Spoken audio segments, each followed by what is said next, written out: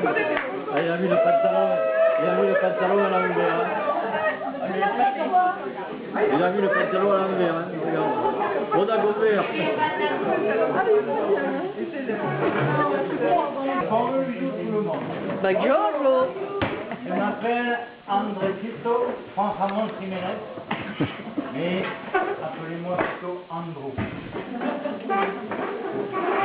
Je suis journaliste de la presse un peu scandinave, et donc je suis amené dans la région pour plusieurs choses. Donc, pour une affaire que je vous expliquerai peut-être tout à l'heure, mais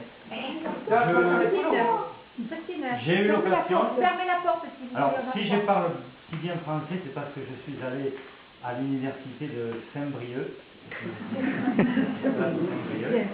Donc, je suis dans la région et je suis aussi, en plus de mon travail, je suis, comment dirais-je, agent d'artiste, artiste peintre.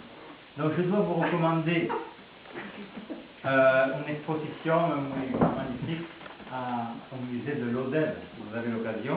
Ça s'appelle la collection Arcade. Hein, c'est un monsieur qui... Et donc il y a un peintre, là, c'est sur l'affiche. Vous connaissez ce peintre? Eh bien, ce peintre s'appelle Kees van Dongen. Enfin, en réalité, il s'appelle Theodorus van Dongen. Et il y a un tableau, c'est le tableau moi que j'ai vu le plus magnifique dans ma vie. Est-ce que vous connaissez ce tableau? Vous ne connaissez pas. Déjà, si vous ne connaissez pas les peintres, ça me paraît que vous connaissez le tableau. Mais je suis sûr que vous allez aller sur Internet ce soir, parce que ce tableau s'appelle Le Tango de l'Archange. Et c'est un tableau éminemment très sulfureux, voire blasphématoire. J'adore.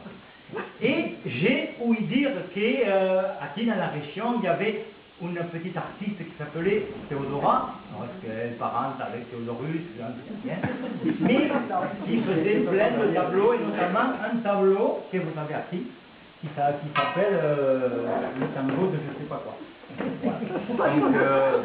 Donc, mais en fait, bon, ça, ceci, c'est complètement futile et aléatoire.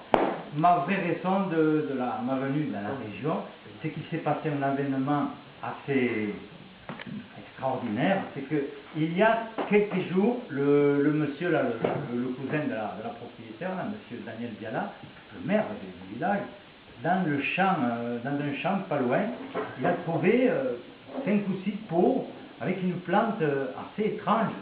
Alors comme c'est un féru d'internet, évidemment, tac, il s'en est sur internet, et il a vu que c'était du cannabis.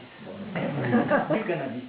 Alors bon, il y a eu une plainte qui a été déposée, enfin c'est la gendarmerie, le Clermont-Lérault, tout ça. Dans un premier temps, bon, les soupçons se sont portés sur un couple de pharmaciens de Montpellier. Bon, il s'est trouvé que ces pharmaciens, je les connais personnellement. Les appuyer, les défendre, bon, je ne me rappelle plus, je ne veux pas citer de nom, je crois que ça passe par pharmaciens.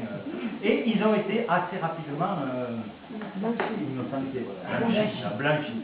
Parce que bien sûr, ces pharmaciens, ils ont appris que le cannabis allait soigner un peu la sclérose en plaques et tout ça, alors ils se sont dit peut-être que... Mais en fait, non, c'était pas du tout ça. Après, les soupçons se sont immédiatement portés sur celui que je suis venu écrire dans la région pour écrire un petit fascicule, un livre sur lui, et ce monsieur, c'est celui-ci. Je pense que vous le connaissez. Attends, il est trop un petit nouveau. C'est monsieur Boulet. Monsieur Boulet. Alors, la suite, je suis désolé, mais c'est tellement long que j'étais obligé d'écrire un texte et de... Monsieur Boulet, tu ne connaissais pas monsieur Boulet? Non, il n'y a pas d'histoire, à la limite, on ne connaît pas d'histoire. Donc, comme je vous le disais, je suis journaliste d'investigation des sociétés. Et je suis un grand admirateur de Julien Lepers. Vous savez, Julien Lepers, c'est son émission là, Question pour un champion, vous vous rappelez là? Donc, alors, je suis donc parmi vous pour faire un reportage sur ce monsieur Boulet, donc, ce pauvre monsieur Boulet. Alors j'ai donc entendu dire qu'il traînait quelque part dans les collines du Salagou, et j'ai commencé à écrire un article que j'ai intitulé Les aventures de monsieur Boulet. Donc, je sais que le pauvre monsieur Boulet, il en a eu des aventures. Maman, dans son assistante. Rappelez-vous, car dans cette assistante, qui m'a l'air, elle demeure fort sympathique, mis à part les quelques petits nouveaux qui découvrent cette maison, vous êtes nombreux à connaître quelques-unes des mésaventures de M. Boulet. Rappelez-vous donc ces ennuis avec la communauté bien pensante, aussi plus question de sa maladroite campagne publicitaire pour montrer son usine de clous. Rappelez-vous aussi les déboires de Lucette, une pratiquante assidue des autobus, qui maille à partir avec une rive. Tout ça parce qu'il n'était pas cloué avec des clous Boulet. Il faut vous dire que le pauvre M. Boulet commençait sérieusement à me partir en sucette, à picoler là. Vous êtes intrigué, bien sûr, mais même si je voulais vous narrer cette énième histoire, je ne le pourrais pas. En effet, la charmante maîtresse de ces lieux le a formellement.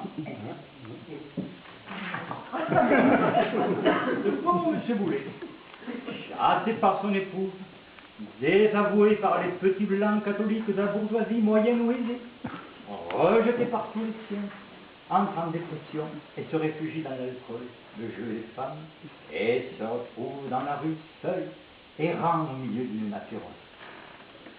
Il sombre rapidement dans une délinquance de survie, et il est bientôt que les os et la peau, tant les vigiles et autres matins faisaient mon égard. Un jour, alors qu'il irait dans les collines, il rencontra un randonneur, beau mec, bien bâti, Joël, bien sapé, et a envie de le dépouiller. Mais il fallait y faire bataille. Et le Joël était de taille à se défendre hardiment. Il était garde de corps chez les puissants de ce monde. Vous savez, les endroits où même les lapins ne rentrent pas.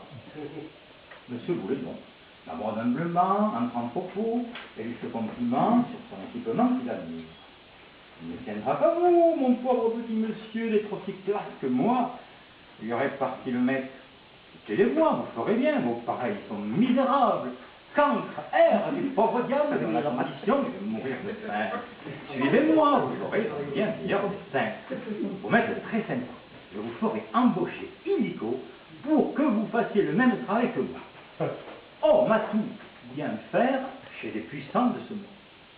Monsieur Boulet reprit. Que me faudra-t-il faire? Presque rien, dit le gardien. Donner la chasse aux gens, portant micro et mendiant, paparazzi, journaliste, gêneur, curieux, prêteur de tous bords, carac, etc., etc. 24 heures sur 24 au service de nos patrons. Les caresser dans le sable du poil, faire tout ce qu'on vous demande, moyennant quoi, vos patrons seront très sympas avec vous, et votre salaire sera bien supérieur à celui d'un enseignant. Un enseignant! Monsieur Boulet déjà se forme de le féliciter, qui le fait pleurer de tendresse. Chemin faisant, il dit le coup du gars pesé. C'est cela, lui dit-il. Rien. Quoi, rien? De choses, mais encore, le colis électronique que je dois porter pendant tout mon travail, de ce que vous voyez peut-être la cause.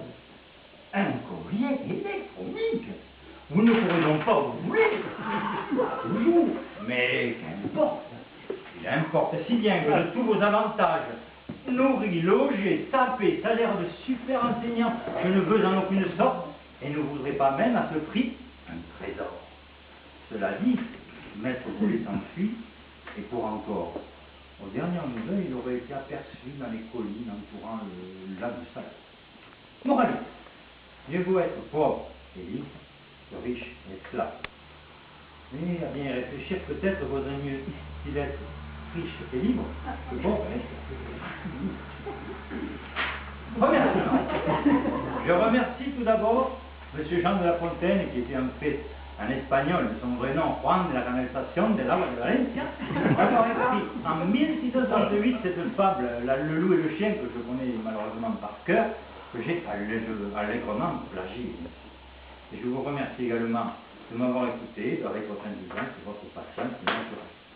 Je remercie aussi mon beau-père d'avoir fourni les vins, très très gentil, et ma charmante épouse, ah oui, et moi-même, nous vous remercions d'être venus si nombreux pour mettre du frigo là, tout ça, j'ai parlaillé. Encore merci à l'Antébin, qui est si simple, pas mal. Bravo.